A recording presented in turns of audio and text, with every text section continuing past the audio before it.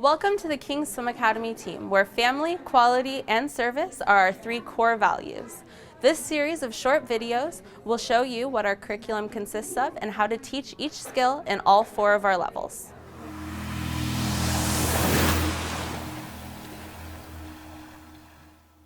Level 1A and Level 1B are essentially the same level here at KSA. Their main differences is that we split them up by age. Level 1A is ages 3 to 4.5. Level 1B is ages 4.5 to 7, or however old our beginner student is. A Level 1A has a maximum ratio of 3 students to 1 instructor, or 4 students and 2 instructors, and our Level 1B has a maximum ratio of 4 students to 1 instructor, as with the rest of our levels here at KSA. In Level 1, we don't expect our students to come in with any set of skills or previous experience in the water. By the end of Level 1, they should be able to float on their front and their back for a minimum of 15 seconds, as well as perform a torpedo glide, torpedo kicks for at least 15 feet, back kicks for at least 15 feet, and independently be able to get at least 4 breaths on their own before moving into a Level 2. Teacher Molly is demonstrating a balloon phase. This is a skill we teach our Level 1 students to properly hold their breath so that they don't get water in their nose or in their mouths as they're underwater. The pa at the end when they come out of the water is to spit out any water that may be in or around their mouth so that they don't accidentally inhale and swallow. Pa. Once a student is comfortable putting their face in the water, we want to teach them how to properly float on their stomachs.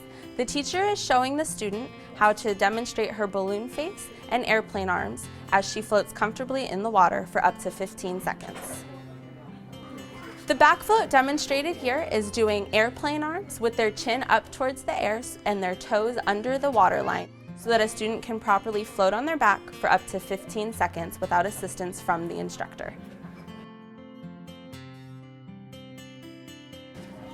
The torpedo glide is the start to almost every stroke here at KSA and is important to learn and master in the first level. We want to teach our students to do their balloon face, put both their hands up over their head, behind their ears, and into the water as they glide on their own with no kicks for up to 15 feet.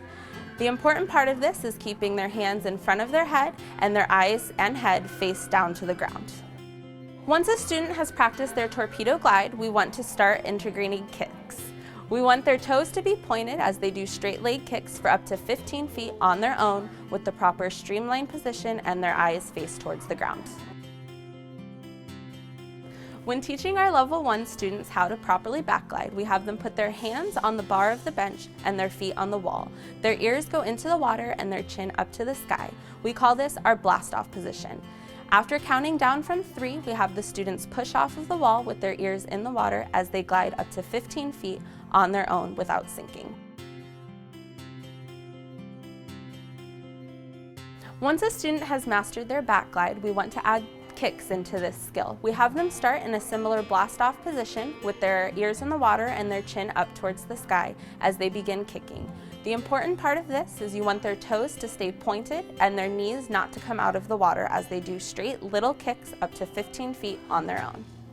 As we begin to teach our Level 1 students how to get air on their own, we'll start by pop-ups with 2 small noodles. You'll have your student begin with their torpedo arms and 1 noodle in each hand as they begin kicking on their own. Slowly, you'll have them push down on the noodles as they lift their heads out of the water to get a quick breath and then go back into kicking. The important part of this is you want your student to remain kicking the entire time and ensure that they are getting a large enough breath to continue swimming.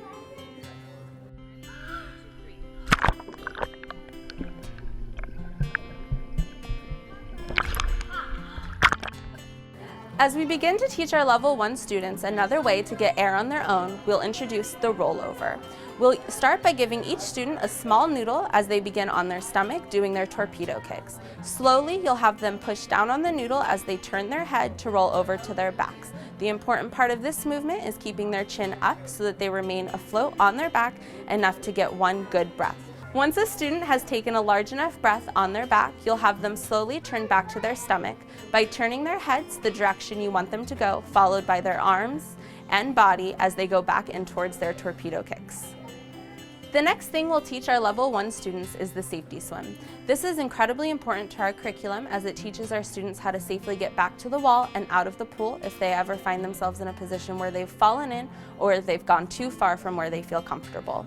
We'll begin by having your Level 1 students sitting on the bench and swim as unassisted as possible to the side of the pool. You'll then have them pull themselves out using the elbow, elbow, belly, knee, knee method. Once they get out of the pool, you'll have them sit on their bottom before going back to the bench. A way to make the safety swim fun for our students is the chop chop timber method. Once all students have been on the side of the pool, you'll have them start with their torpedo arms as you chop chop timber them into the water. They'll then fall into the water and you want them to be able to turn around and grab back onto the wall unassisted without your help.